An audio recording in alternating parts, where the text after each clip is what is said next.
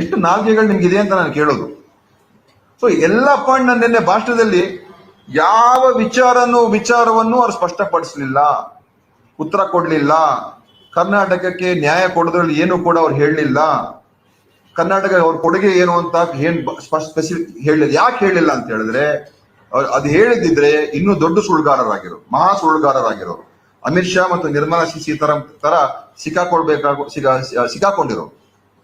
ಅದನ್ನು ಅವಾಯ್ಡ್ ಮಾಡೋದಕ್ಕೆ ಕಾಂಗ್ರೆಸ್ನ ತೆಗಳಿ, ದೇಶಭಕ್ತಿ ಬಗ್ಗೆ ಮಾತಾಡಿ, ಇದೆಲ್ಲ ಒಂದೇ ಭಾರತ್ ಮಾತಾ ಇದೆಲ್ಲ ಹೇಳ್ಬಿಟ್ಟು, ಇವರೆಲ್ಲ ಭ್ರಷ್ಟರು ಅಂತ ಹೇಳ್ಬಿಟ್ಟು ಸ್ವಲ್ಪ ನಾನು ಗ್ಯಾರಂಟಿ ಬಗ್ಗೆ ಏನೋ ಹೇಳಿ ಅಲ್ಲಿಂದ ಹೊರಟು.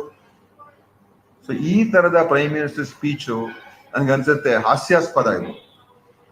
ಹಾಸ್ಯಾಸ್ಪದವಾದಂತ ಮತ್ತು ಯಾವುದೇ ಅರ್ಥ ಇಲ್ಲದೆ ಇರುವಂತ, ಯಾವುದೇ ರಾಜ್ಯದ ಜನತೆ ಕರ್ನಾಟಕಕ್ಕೆ ಮಾಡಿರುವಂತ ದ್ರೋಹ ಮತ್ತು ಮೋಸಕ್ಕೆ ಯಾವುದೇ ಉತ್ತರ ಕೊಡದೇ ಇರತಕ್ಕಂತ ಒಂದು ಭಾಷಣ ಇವತ್ತು ಮೋದಿ ಮಾಡಿ ಹೋಗಿದ್ದಾರೆ.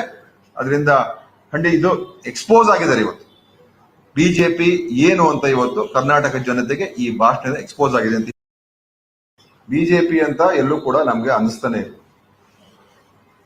ಇದು ಒಂದು ರೀತಿ ವ್ಯಕ್ತಿ ಪೂಜೆಯ ಒಂದು ಪರಾಕಾಷ್ಠೆ ಅಂತ ಹೇಳ್ಬೋದು. ಆ ಮಿತಿ ಮುಟ್ತಾ ಇದೆ. ಎಷ್ಟು ಮಟ್ಟಿಗೆ ಅಂದ್ರೆ ಅವ್ರ ಕಾರ್ಯಕರ್ತರು ಇರ್ಬೋದು, ಅವ್ರ ಲೀಡರ್ಗಳು ಇರ್ಬೋದು, ಯಾರೇ ಇರ್ಬೋದು, ನಿಮ್ಗೆ ಯಾಕೆ ವೋಟ್ ಹಾಕ್ಬೇಕು ಅಂತ ಹೇಳಿದ್ರೆ ಮೋದಿನ ಪ್ರೈಮ್ ಮಿನಿಸ್ಟರ್ ಮಾಡಿ ಅಂತ ಅಷ್ಟೇ. ಬಿಜೆಪಿ ಸರ್ಕಾರ ತಗೊಂಡ್ಬನ್ನಿ, ಬಿಜೆಪಿ ಪಕ್ಷ ಈ ತರ ಇದೆ, ಬಿಜೆಪಿ ಪಕ್ಷದ ಬಗ್ಗೆ ಇತಿಹಾಸದ ಬಗ್ಗೆ ಮಾತಾಡೋದು ಏನೂ ಇಲ್ಲ. ನಮ್ಗೆ ವೋಟ್ ಯಾಕೆ ಹಾಕ್ಬೇಕು, ಮೋದಿ ಅವ್ರನ್ನ ಪ್ರಧಾನ ಮಂತ್ರಿ ಮಾಡ್ಬೇಕು ಅಷ್ಟೇ.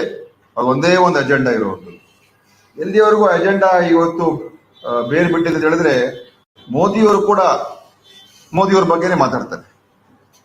ಮೋದಿಯವರು ಲೆಕ್ಕ ಹಾಕ್ತಾ ಇದ್ದು, ಬಹುಶಃ ಎಷ್ಟು ಬಾರಿ ಅದರಲ್ಲಿ ಅವರು ಅದನ್ನ ಲೆಕ್ಕ ಹಾಕ್ಬೇಕು, ಎಷ್ಟು ಬಾರಿ ಮೋದಿ ಅಂತ ಹೇಳ್ಕೊಂಡ್ರು ಅಂತ ಅವ್ರ ಭಾಷಣದಲ್ಲಿ. ಸೊ ಒಂದ್ ರೀತಿ ಇದು ಆತ್ಮರತಿಯ ಅತಿರೇಕದ ಭ್ರಮೆಯಲ್ಲಿ ಮೋದಿಯವರೇ ಈಗ ಮುಳುಗಿದ್ದಾರೆ. ಅವರೇ ಮೋದಿಗೆ ಗ್ಯಾರಂಟಿ ಅಂತ ಅವರೇ ಹೇಳ್ತಾರೆ, ಮೋದಿನ ಪ್ರೈಮ್ ಮಿನಿಸ್ಟರ್ ಮಾಡಿ ಅಂತ ಅವರೇ ಹೇಳ್ತಾರೆ. ಮೋದಿಯವರ ನೀವು ಎಲ್ಲ ಮನೆಗೆ ಹೋಗಿ ಮೋದಿಜಿ ಅವರಿಗೆ ನೀವು ಆಶೀರ್ವಾದ ಮಾಡ್ಬೇಕು ಅಂತ ಇವರೇ ಹೇಳ್ಕೊಳ್ತಾರೆ. ಇವರೇ ಮೋದಿಗೆ ಮೋದಿ ಜಿ ಅಂತ ಇವರೇ ಹೇಳ್ಕೊಂಡಿದ್ದಾರೆ. ಜಿ ಪದನು ಕೂಡ ಇವರೇ ಉಪಯೋಗಿಸ್ಕೊಂಡಿದ್ದಾರೆ ಅವ್ರ ಹೆಸರಿಗೆ.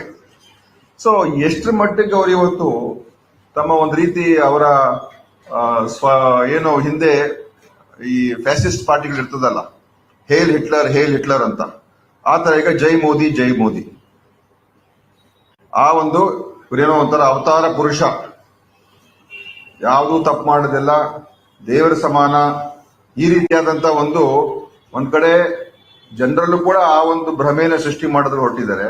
ಸ್ವಂತ ಅವರು ಕೂಡ ಅದಕ್ಕೆ ಅವರು ಒಂದು ಒಳಗಾಗಿದ್ದಾರೆ ಅಂತ ಅನಿಸ್ತಾ ಇದೆ. ಅವರು ಯಾವ ರೀತಿಯಾಗಿ ಮಾತನಾಡ್ತಾ ಇದ್ದಾರೆ ಇವತ್ತು ನೋಡಿದ್ರೆ, ಅವರು ಕೂಡ ಆ ಒಂದು ಭ್ರಮೆಗೆ ಅವರೇ ಒಳಗಾಗ್ಬಿಟ್ಟಿದ್ದಾರೆ. ಸೊ ಇದು ಒಂದು ರೀತಿ ಅವರನ್ನ ವೈಭವೀಕರಿಸಿ, ಈ ಹಿಂದೆ ಈಗಾಗಲೇ ಹೇಳಿದ ಹಾಗೆ ಹಿಟ್ಲರ್ನ ಒಂದು ಯಾವ ರೀತಿಯಾಗಿ ಅವರು ಹಿಟ್ಲರ್ ಯಾವ ರೀತಿ ಅವರ ಬಗ್ಗೆ ಅವರೇ ಯೋಚನೆ ಮಾಡ್ತಾ ಇದ್ರು, ಅದೇ ಪ್ರಕಾರ ಈಗ ಮೋದಿಯವರು ಕೂಡ ಅದೇ ತರ ಅವ್ರ ಬಗ್ಗೆ ಅವರೇ ಯೋಚನೆ ಮಾಡಕ್ ಪ್ರಾರಂಭ ಮಾಡಿಬಿಟ್ಟಿದ್ದಾರೆ. ಬೆಂಗಳೂರಿನಿಂದ ಮಂಗಳೂರುವರೆಗೆ, ಬೀದರ್ನಿಂದ ಚಾಮರಾಜನಗರದವರೆಗೆ ನಿಮ್ಮ ಸುದ್ದಿ ನಿಮ್ಮದೇ ಭಾಷೆಯಲ್ಲಿ. ಕರ್ನಾಟಕ ತಕ್.